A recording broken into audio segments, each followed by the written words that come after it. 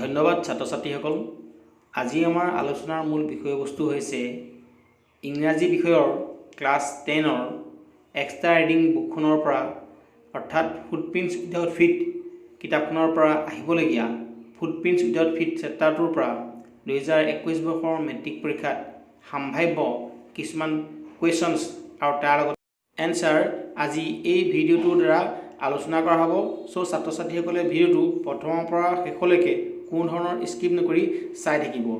আকৌ এবাৰ আমি সকলোকে জনাই দিছোঁ, আমাৰ চেনেলটো প্লিজ ছাবস্ক্ৰাইব কৰি ল'ব যাতে আমাৰ আহিবলগীয়া নতুন ভিডিঅ'বোৰ সময়মতে পাই যায়। তেনেহ'লে সময় নষ্ট নকৰি ভিডিঅ'টো আৰম্ভ কৰোঁ আহা।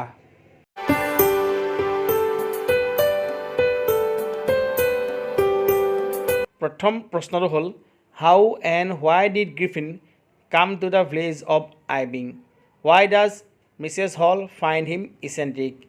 এই প্ৰশ্নটো 2021 বৰ্ষৰ মেট্ৰিক পৰীক্ষাৰ বাবে খুবেই important.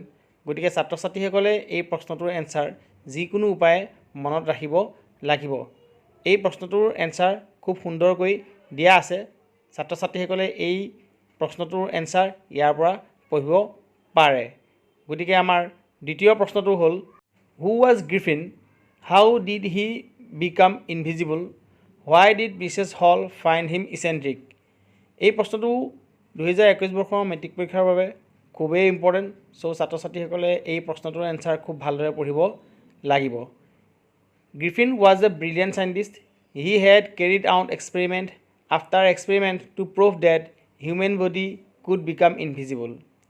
He consumed certain rare drugs and his body became as transparent as a sheet of glass. This is how Griffin became invisible. Mrs. Hall found the scientist eccentric because he had arrived at the inn in winter, which was an unusual time for any visitor to reach there. Moreover, his appearance was that of a stranger. He did not like to speak to Mrs. Hall in spite of her attempts to be friendly with him. He wanted to be left alone undisturbed. Next প্ৰশ্নটো হ'ল what happened to Jeffers when he tried to catch Griffin? বা এই প্ৰশ্নটো এনেকৈ নাহি অন্য এটা প্ৰকাৰেও আহিব পাৰে। Describe the meeting between Griffin and Mr. Jeffer. এই কুৱেশ্যনটো খুবেই ইম্পৰ্টেণ্ট। গতিকে ছাত্ৰ ছাত্ৰীসকলে এই প্ৰশ্নটো যিকোনো উপায়ে মনত ৰাখিব লাগিব। Mr. Hall and Mrs. Hall and the villagers wanted Griffin to be arrested, so they sent for Mr. Jeffer. The village constable, Mr. Jeffers, the constable was quite surprised to find that he had to arrest a man without a head. But Jeffers was not easily prevented from doing his duty. He always obeyed the magistrate's warrant and tried to arrest a person with or without head. A remarkable scene followed as the policeman tried to get hold of a man who was becoming more and more invisible as he threw off one garment after another. Finally, a shot flew into the air and the constable found himself struggling with someone he could not see at all. Some people tried to help him but found themselves hit by blows that seemed to come from nowhere. But Jeffers' efforts was in vain as he was knocked unconscious as he made a last attempt to hold on to the unseen scientist.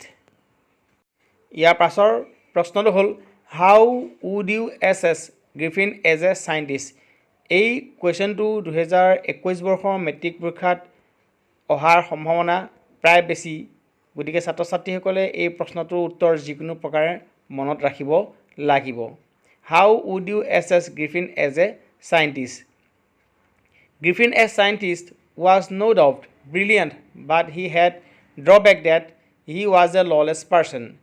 He swallowed some rare drugs after experiment which made him invisible. It was a great achievement, and if used for the benefit of humanity, it would have created history. But Griffin, after swallowing the rare drugs, became invisible and performed various misdeeds. His activities created problems for others. He tormented innocent people by setting fire to house, by robbing them, by hurting them, etc. He was a criminal scientist who had no respect for humanity. Next প্ৰশ্নটো হ'ল how did the invisible man first become visible? How did the invisible man first become visible? Why was he wandering the street? আমাৰ শেষৰটো প্ৰশ্ন হ'ল আজি 2021 বৰ্ষৰ matric পৰীক্ষাৰ বাবে এই কুৱেশ্যনটো খুবেই ইম্পৰ্টেণ্ট। সেই প্ৰশ্নটো হ'ল Griffin was a lawless person. Footprint without feet চেপ্টাৰটোৰ পৰা এই কুৱেশ্যনটো পৰীক্ষাত অহাৰ সম্ভাৱনা প্ৰায় বেছি। গতিকে ছাত্ৰ ছাত্ৰীসকলে এই প্ৰশ্নটোৰ এনচাৰ যিকোনো উপায়ে মনত ৰাখিব লাগিব আৰু 2021 বৰ্ষৰ মেট্ৰিক পৰীক্ষাত গ্ৰিফিন ৱাজ এ ললেছ পাৰ্চনছ এই প্ৰশ্নটো 100% আহিব বুলি মই আশা কৰিছোঁ। ধন্যবাদ।